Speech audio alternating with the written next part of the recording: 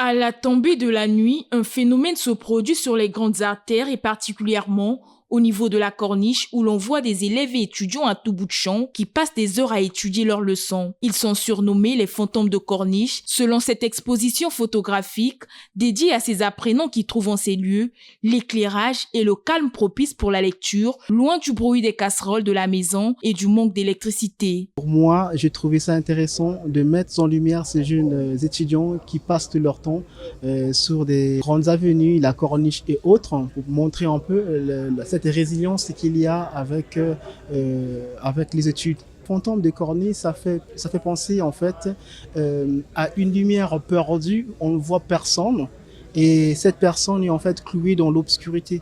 Et donc, quand je parle de fantômes de corniche, ça fait justement un recours aussi à cette question de l'électricité. Parce qu'aujourd'hui, nous savions très bien, on ne peut pas être en avance de parler du développement tant que la question de l'électricité n'est pas résolue en Afrique. Exposée à l'Institut français du Congo du 15 janvier au 12 février, cette série de photographies qui peint l'une des réalités congolaises à travers ces images émouvantes a suscité l'admiration. Les photos esthétiquement sont un très très beau travail, hein. Mais après, comme je vous le disais, ça reflète des réalités assez cruelles du pays. Et aussi, ça montre bien les grandes difficultés qu'a affrontée la jeunesse pour pouvoir étudier.